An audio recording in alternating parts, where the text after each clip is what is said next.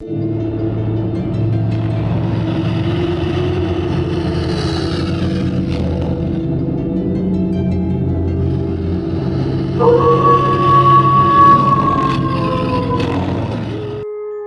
sombrios, tudo bem?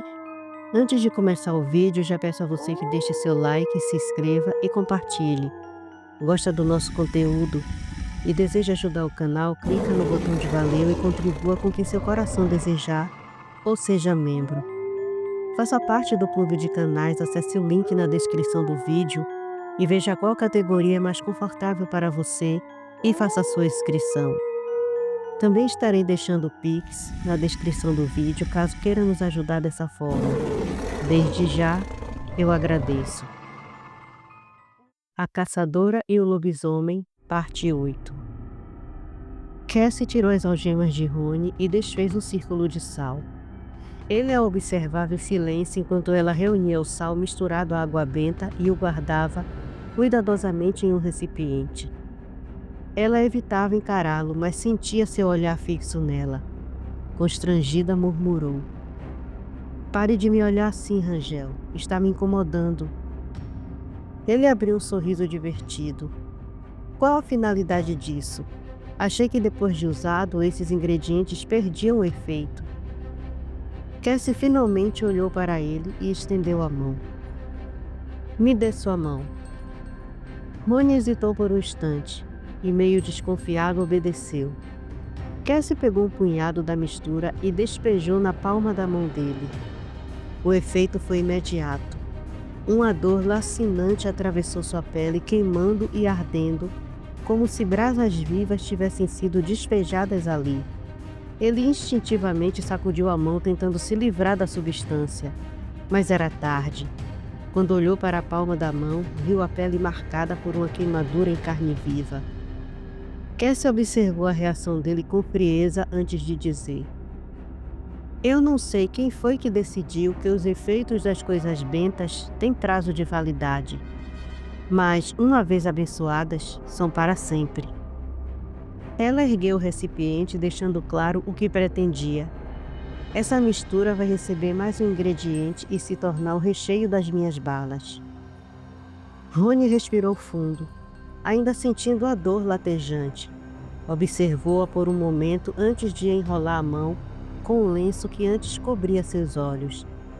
Então perguntou, a voz carregada de curiosidade e cautela: "E que ingrediente seria esse? E quanto ao outro caçador, o que ficou machucado naquele dia? Ele ainda está vivo?" Cassie parou o que estava fazendo e estreitou os olhos para ele antes de responder, tampando o recipiente com firmeza. "Por que quer saber, Rangel? Pensa em terminar o serviço?" Ela se levantou, levando o frasco para guardá-lo. Rony soltou um suspiro, balançando a cabeça com um sorriso irônico. "Por que é tão desconfiada? Será que ainda não dei motivos suficientes para que confie em mim?" Cassie se virou para encará-lo, sua expressão era de puro ceticismo. "Você é um lobisomem, Rangel. Quer mesmo que eu confie em você?"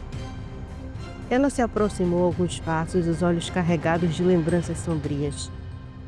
"Eu sei do que vocês são capazes. Vi em primeira mão 2 vezes. Então não me peça confiança, porque o único motivo de ainda estar vivo é a sua proposta de me ajudar. Do contrário, seu corpo já estaria queimado numa cova no meio da mata." Ela puxou o punhal cravado na mesa e enfiou na bota com um movimento rápido. Pegou a velha agenda que pertencera a Araújo e fez anotações sobre sua nova descoberta. Lobisomens pactuados por meio de bruxaria podem adquirir poderes para controlar suas vítimas ou para outros fins. Rony observou-a por um momento antes de se afastar. Sem dizer nada, caminhou até a porta e saiu. Cassie o acompanhou com o olhar e, assim que ele sumiu pelo corredor, soltou um longo suspiro. Trabalhar com aquele homem não seria fácil. O ódio que sentia por aquelas criaturas a fazia tratá-lo com hostilidade constante. Mas por mais que quisesse ignorar, sabia que ele não tinha culpa daquilo. Precisava se controlar. Se perdesse a paciência, perderia também a chance de capturar o irmão dele. Mas e depois? Depois que matasse o irmão, o que faria com Rony?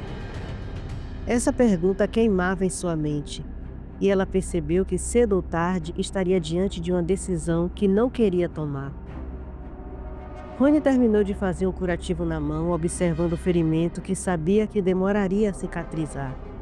A dor latejava, mas sua mente estava distante, perdida em pensamentos que ele preferia não revisitar. Foi só quando sentiu o aperto brutal em seu pescoço que percebeu que não estava mais sozinho. Os braços fortes do irmão o prenderam em um mata-leão, e a risada sarcástica de Will ressoou contra seu ouvido. Brincando com a comida outra vez, irmãozinho? Não aprendeu nada em todos esses anos? A voz era um sussurro carregado de ironia. Você sabe que ela é a caçadora que matou nosso algoz. Me diga, Rony, você tem algo especial para ela?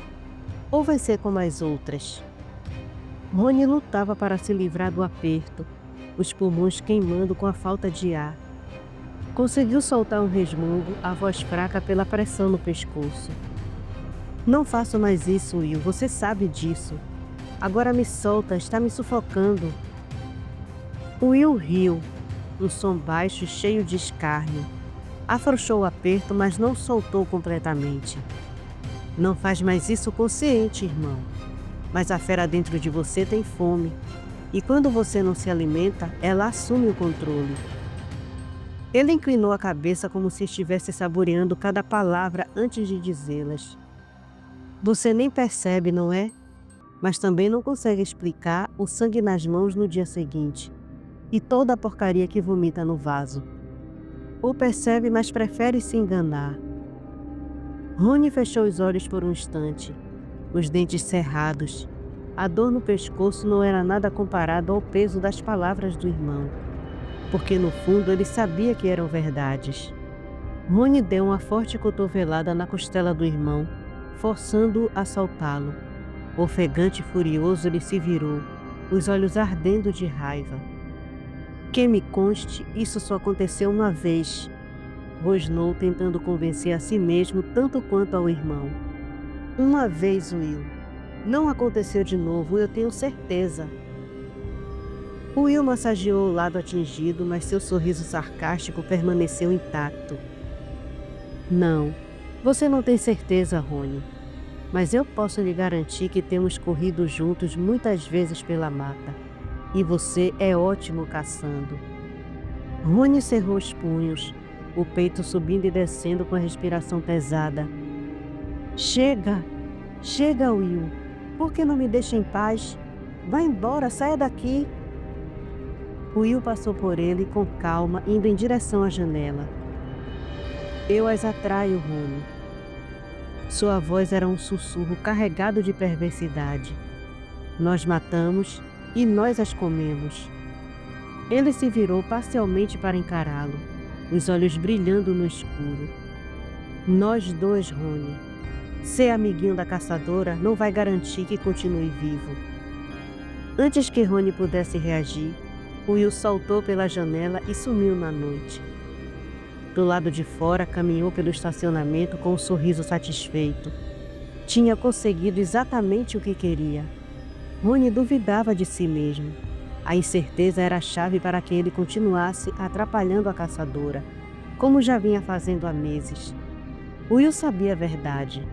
A fome da fera era como um vício. A abstinência levava a delírios e recaídas.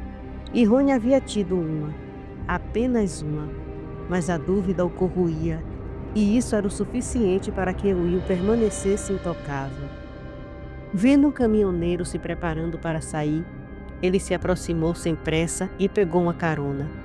Ficaria na cidadezinha mais próxima. A caçada continuaria. Rony estava atordoado. Ele não se lembrava dos ataques que Will mencionara, mas recordava-se de acordar com as mãos sujas de sangue, com o gosto metálico ainda impregnado na boca. Lembrava-se do mal-estar que o consumia, o mesmo que sentia quando seu padrasto forçava a comer as vítimas. O desespero tomou conta dele. Não, não pode estar acontecendo de novo. Se Cassie soubesse, jamais acreditaria que ele não estava mentindo. Pensaria que era um traidor. A fúria explodiu dentro dele como uma tempestade. Com um grito sufocado, ele desferiu um golpe brutal contra a cômoda no quarto, partindo-a ao meio. Os cacos de madeira estalaram no chão e ele ficou ali, de punhos cerrados, respirando como um animal acuado. Passou as mãos pelos cabelos tentando organizar os pensamentos. Foi quando se viu no espelho. Os olhos. Um amarelo intenso e selvagem brilhando como os de um predador. Sua fisionomia estava alterada, feroz, os músculos retesados pela raiva. Ele precisava se acalmar. Foi então que ouviu as batidas na porta e a voz firme de Cassie do outro lado. Rangel, está tudo bem aí? Temos trabalho. Estou te esperando na recepção. Não demore. Ele tentou responder, mas sua voz soaria errada, gutural, mais fera do que homem. Permaneceu em silêncio, ouvindo seus passos se afastarem pelo corredor. Rony fechou os olhos e respirou fundo. Não podia deixar Will vencê-lo. Não podia perder o controle. Inspirou, expirou. Contou até 10, até 20. Só abriu os olhos quando sentiu o tom dourado se dissipar, dando lugar ao azul de sempre. Foi até o banheiro, lavou o rosto com água fria e encarou seu reflexo novamente. Humano, ainda humano. Sem outra escolha, saiu e foi ao encontro de Cassie. A encontrou na recepção conversando com o policial da outra noite. Antes de descer, Rony passou na recepção e comunicou ao gerente sobre o incidente com a cômoda. Pediu que avaliasse os prejuízos e acrescentasse a sua conta. Pagaria tudo antes de ir embora. Ao se aproximar de Cassie e do policial, sentiu o olhar atento dela pousar sobre ele. Está mesmo bem, Rangel? Cassie perguntou, analisando cada detalhe de sua expressão. O policial, que se lembrava dele da outra noite, acrescentou com um meio sorriso. Já vou avisando. A cena não é bonita. Se o senhor for sensível, é bom se preparar. Cassie, sem desviar os olhos de Rony, respondeu com firmeza. Não se preocupe, Fabrício. Ele vai ficar bem, eu garanto. Rony sustentou o olhar dela por um instante, sentindo o peso da desconfiança em sua voz. Ela ainda não confiava nele e talvez nunca confiasse. Com muito custo, conseguiu convencê-la a ir em sua 4x4. Seguiram a viatura policial e, ao ver o terreno acidentado que enfrentariam, Cassie teve que admitir. Foi uma boa ideia aceitar a carona. O carro seguiu a viatura, sacolejando pelo terreno acidentado. O asfalto mal feito parecia uma camada fina de piche jogada sobre a terra, agora desgastada pelo tempo. Buracos, rachaduras tornavam o acesso dificultoso, fazendo a 4x4 balançar de um lado para o outro, como um barco em meio a uma tempestade. Rony mantinha as mãos firmes no volante, mas sua mente estava longe dali.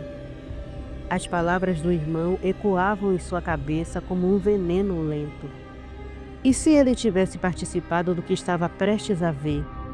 O pensamento corroía. A raiva crescia dentro dele junto com a tensão. Seus dedos apertavam o volante com tanta força que os nós ficavam brancos. Cassie o observava de soslaio. Ele estava tenso, muito mais do que deveria estar. O silêncio no carro se tornou pesado, quase sufocante, até que ela decidiu quebrá-lo. O que foi, Rangel? Sua voz era firme e avaliativa. Está reconhecendo o lugar? Sente o cheiro do seu irmão? A mandíbula de Rony travou. Ele apertou ainda mais o volante, sentindo a carne do rosto tremer de irritação. Quando respondeu, sua voz carregava um tom contido, mas afiado. Qual é o seu problema? Eu estava esse tempo todo com você. Como eu poderia reconhecer esse lugar? Ele virou o rosto para encará-la rapidamente antes de voltar os olhos para a estrada. Se for desse jeito que vamos trabalhar juntos, não tem sentido essa parceria. Cassie não recuou, mas percebeu algo. Os olhos dele estavam mudando. A irritação não era apenas pela provocação dela. Havia algo mais. A viatura parou em frente a um sítio não muito grande. Rony estacionou ao lado, respirando fundo. Quando Cassie abriu a porta para sair, lançou um último olhar para ele e disse, em tom baixo e incisivo: "Espero que não esteja escondendo nada, Rangel." Ela hesitou por um instante, então acrescentou: "E ponha um óculos escuro. O policial Fabrício não é burro. Vai notar que a cor de seus olhos mudou."